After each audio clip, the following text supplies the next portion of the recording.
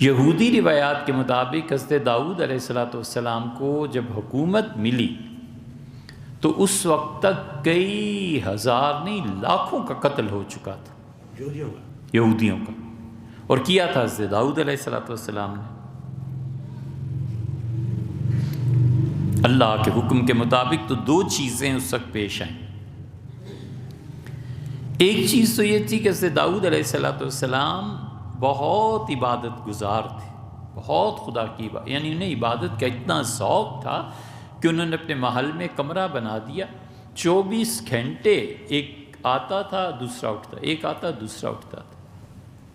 ہر وقت خدا کا ذکر ہوتا رہتا، تو انہیں اتنا خدا کی عبادت کا شوق تھا۔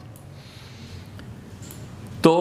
انہوں نے اللہ تعالیٰ سے درخواست کی کہ ایک بڑی مسجد تیرے لیے تعمیر کرنا چاہتا ہوں، تو اللہ تعالیٰ نے فرمایا ٹھیک ہے۔ تو انہوں نے ایک زمین تلاش کی، یہ بیت المقدس اور مسجد اقصی والی زمین، یہ انہوں نے بات کیا تھا، بنی ہوئی تو پہلے کی تھی، اس کو مزید ایکسپینڈ کرنا تھا انہوں نے۔ تو انہوں نے جب زمین تلاش کی تو اس کے آخر پہ ایک بڑھیا کا گھر تھا، وہ فوج نے جبرن لے لیا تھا۔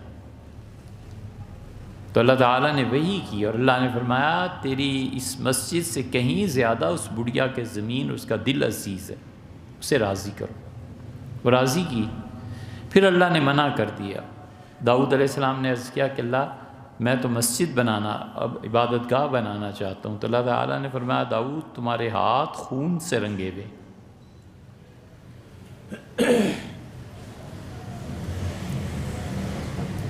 وہ جس شخص نے کبھی چونٹی پہ پاؤں نہیں رکھا تھا عرض کیا ہے پروردگار یہ جتنا بھی خون ہے یہ ان گناہ گاروں کو جو میں نے مارا ہے، باغیوں کو، یہ تیرے ہی حکم سے تو میں نے کیا ہے، میں نے تو نہیں کچھ کیا اپنے پاس۔ اللہ نے کہا جنہیں تو نے مارا ہے نا وہ بھی میرے ہی بندے تھے۔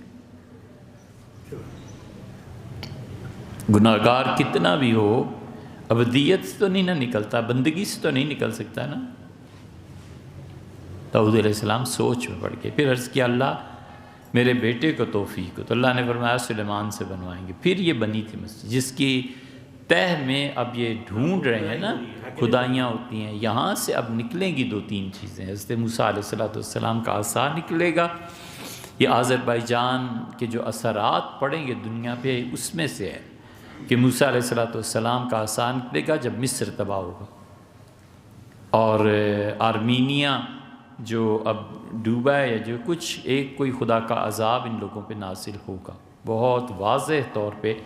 جسے خدا کی مداخلت لوگ کہیں گے کہ یہ تو اللہ ہی کا عذاب ہے۔ اور دوسری چیز یہ ہو گئی تھی کہ داؤد علیہ السلام کے لیے ایک ستارہ طلوع ہوا تھا جس کے 6 کونے نظر آتے تھے۔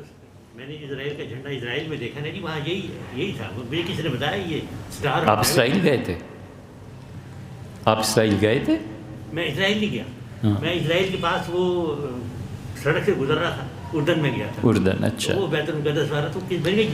جھنڈا ہے، ہاں وہاں تو سامنے نظر آتا ہے جی، ہم اردن گئے تھے تو ہم نے بھی دیکھا سامنے بیت المقدس۔ وہ جو 6 کونوں والا ستارہ نکلا تھا نا، یہودی کہتے ہیں کہ ہمیں یہ بشارت دی گئی تھی کہ حضرت داؤد علیہ السلام کی یعنی ان کی نسلوں کی یہودیوں کی حکومت جب قائم ہوگی، پوری دنیا پہ یہودی راج کریں گے،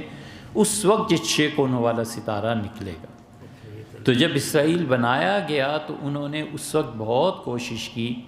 اپنا صدر بنائیں اس کو، جو مشہور سائنٹسٹ تھا، نیوٹن نہیں، دوسرا ایٹم بم جی ہیں، آئنسٹائن کو بنانا چاہتے، آئنسٹائن نے انکار کر دیا تھا۔ اور یہودیوں کے وہاں کے جو ربائی تھے، یہودیوں میں اب بھی خانقاہیں ہیں، اب بھی ان کے معابد ہیں۔ اسرائیل میں بڑے بڑے یہودی اللہ کو یاد کرنے والے، چاہے وہ اپنے مذہب کے مطابق کرتے ہیں، گھنٹوں کھڑے رہتے ہیں اور اللہ کی عبادت کرتے ہیں۔ یہودیوں میں بیعت کا سلسلے جاری ہے، یہودیوں میں سند جاری ہے، یہودی اللہ کو اپنے طریقے کے مطابق بہت یاد کرتے ہیں۔ انہوں نے پھر اس وقت کہا تھا کہ اسرائیل کا جھنڈا وہ بنایا جائے جس میں 6 کونوں والا ستارہ ہو، کیونکہ اب جب ہم دنیا پوری پہ راج کریں گے تو ہزاروں سال بعد اب ہمیں یہ جگہ مل گئی ہے جو پاک جگہ ہے، اور اب ہم پوری دنیا میں اس پہ راج کریں گے، تو 6 کونوں والا ستارہ اب دوبارہ طلوع ہوگا۔ تو ان کا خیال یہ ہے کہ دجال جب آئے گا، جس کو وہ اپنا مسیحا مانتے ہیں اور ہم دجال کہتے ہیں، 2 مسیح آئیں گے نا، ہمارے نزدیک ایک مسیح آئیں گے سیدنا عیسیٰ علیہ السلام۔ یہودی کہتے ہیں کہ قرب قیامت میں وہ آئے گا اور وہ صحیح نسب کا آدمی نہیں تھا، معاذ اللہ، عیسیٰ علیہ السلام، اور ایک آئے گا جو ہمارا مسیحا ہوگا، ایک دجال اور عیسیٰ علیہ السلام، ہم دونوں متفق ہیں، یہودی بھی مسلمان بھی، کہ آئیں گے 2۔ وہ جسے دجال کہتے ہیں ہم عیسیٰ علیہ السلام کہتے ہیں، ہم جسے عیسیٰ علیہ السلام کہتے ہیں وہ دجال کہتے ہیں۔ تو ان کے ہاں ہے کہ 6 کونوں والا ستارہ اس وقت طلوع ہوگا اور اسرائیل پوری طرح دنیا میں چھا جائے گا۔ حضور اقدس صلی اللہ علیہ وسلم نے 6 کونوں والا ستارہ تو نہیں فرمایا، لیکن یہ فرمایا ہے کہ یہودی عروج پکڑیں گے، آذربائیجان کو غلبہ حاصل ہوگا،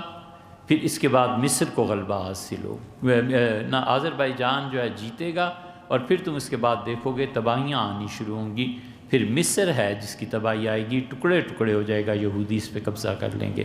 اس کے بعد کوفہ عراق کا جو شہر ہے یہودی یہاں بھی قبضہ کر لیں گے، پھر اس کے بعد ترکوں کی باری آئے گی۔ ترکوں کے بارے میں فرمایا تھا کہ ان کا ایک گروہ نکلے گا جو کوئی تمیز نہیں رکھے گا، کوئی حیا نہیں ہوگی، اور خیموں میں اور بستیوں میں گھس کے عورتوں کو اپنا نشانہ بنائیں گے، وہ جو چنگیز کے زمانے میں ہوا تھا،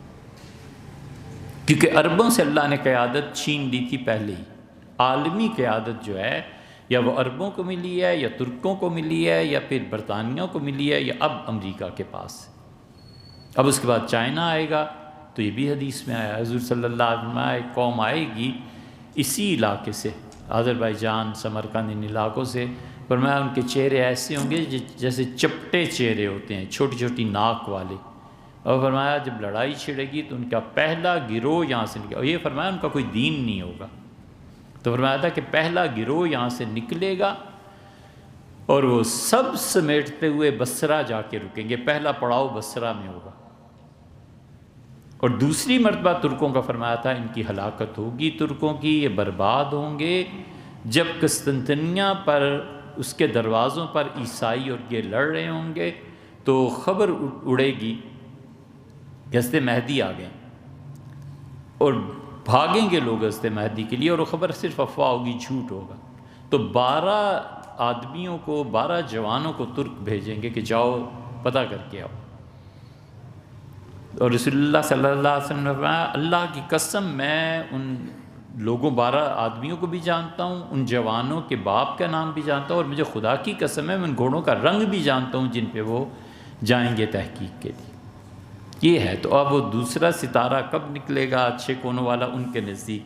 اور ہمارے نزدیک یہ سب لپیٹ دیا جائے گا۔ اسی لیے یہ جو محمد بن سلمان وغیرہ کا رجحان ہے نا اسرائیل کو، کل وزیر اعظم نے کہا کہ سعودیہ کے مجھ پہ دباؤ ہے کہ میں اسرائیل کو تسلیم کر لوں، ہم تو اتنا جانتے نہیں ان چیزوں کو، انہوں نے ہی فرمایا ہے۔ تو اب اگر یہ ہوگا تو اسرائیلی بیت المقدس سے نکلیں گے اور جائیں گے مدینہ منورہ خیبر تک، کیونکہ خیبر میں ان کے قلعے اور سب چیزیں ابھی تک محفوظ ہیں، مسلمانوں ان کو نہیں چھیڑا۔ یہ وہ جگہ ہے جہاں پہلی مرتبہ سے نکالے گئے تھے رسول اللہ صلی اللہ علیہ وسلم کے حکم سے، اور دوسری مرتبہ امیر المومنین سیدنا عمر رضی اللہ عنہ نے کہا تھا کہ حضور صلی اللہ علیہ وسلم آیا تھا عربوں کے جتنے علاقے ہیں نا ان میں 2 دین جمع نہ کرنا، یعنی یہودی بھی رہیں اور تم بھی رہو، عیسائی بھی رہیں اور تم بھی رہو، یہ نہ کرنا۔ تو اب چونکہ وہ کہتے ہیں خود سے کہ اسرائیل کو تسلیم کریں، تو اگر وہ تسلیم کریں گے تو پھر حدیث میں جو آیا وہ پورا ہو جائے گا۔ رسول اللہ صلی اللہ علیہ وسلم نے 3 مرتبہ لوگوں کو سمجھایا، فرمایا جس دن بیت المقدس آباد ہوگا نا، یہ یروشلم کو اس امریکہ نے جو کچھ کیا ہے، اپنا وہ اپنا سفارت خانہ وہاں منتقل کر دیا ہے، جی جو بھی کچھ وہ کریں، آپ نے جس دن وہاں آبادی شروع ہوگی مدینہ کی تباہی آ جائے گی۔ 3 مرتبہ فرمایا تھا کہ ان کی آبادی میرے شہر کی بربادی ہے، ان کی آبادی میرے شہر کی تباہی۔ عبرتناک سی بات ہے، جو کرتوت ہم کر رہے ہیں اس کا نتیجہ یہ نکلنا چاہیے نا، ہم کر کیا رہے ہیں؟ اس لیے یہ عربوں سے قیادت بغداد میں ہی چھین لی تھی اللہ نے۔ بغداد کے بعد عرب کبھی انٹرنیشنل لیول پہ نہیں آئے۔ پھر اس کے بعد قیادت اللہ نے دی تھی اجمیوں کو، اور وہ قیادت تھی جو ان ترکوں کو ملی تھی۔ تیمور کی اولاد آ گئی۔ تیمور صفوی تھے جو ایران میں آ گئے تھے، اور تیمور ترکمانی تھے جو ترکی اور پوری خلافت اسلامیہ سنبھالی تھی، اور تیمور کی اولاد مغل تھے جنہوں نے ہندوستان سنبھال لیا تھا۔ تو تیمور کی اولاد، ان کے بعد جب ان کے ٹکڑے ہوتے رہے اور آذربائیجان والے کہتے رہے خلافت ان سے کہ نہ توڑو، وہ توڑتے رہے نا، اب بھگت رہے ہیں۔ اور ترکوں کی خلافت کے خلاف بغاوت جنہوں نے کر کے ترکوں کو بہت بڑا نقصان پہنچا کے حرمین شریفین چھین دیے، یہ آل سعود تھی۔ اسی لیے آل سعود کی مذمت میں بڑے بڑے شعر اس زمانے میں کہے گئے کہ آل سعود نے خلافت کو برباد کیا۔ آل سعود ان وہابیوں نے خلافت کو برباد کیا، ترکوں کا بیڑا غرق کیا، اور وہاں سے جو قیادت اٹھی ہے، محمد بن سلمان نے خود کہا کہ میرے جو آباء و اجداد تھے انہیں برطانیہ پیسہ دیتا تھا، برطانیہ کا پیسہ جو پہنچتا تھا تو ترکوں کو تباہ کر دیا۔ نتیجہ یہ کہ قیادت برطانیہ کے ہاتھ میں چلی گئی۔ برطانیہ کے بعد قیادت امریکہ کے ہاتھ میں ہے، لیکن ساری چیزوں کے پیچھے دو ہی چیزیں، ایک مدینہ یونیورسٹی، وہ یہ کام کر رہے ہیں وہابیزم کو دنیا میں پھیلانے کے لیے، اور ایک ان کے پیچھے اس سے بھی بڑھ کے جو طاقت ہے وہ اصل میں یہودی ہیں، کہ وہ پوری دنیا کے متعلق یہ طے کر چکے ہیں، اور ان کی کتابوں میں بھی ہے، وہ کہتے ہیں کہ ہم شہزادے ہیں، اس دنیا میں ہم کام کے لیے نہیں آئے، دیگر اقوام دنیا کی ہماری خدمت کریں گی،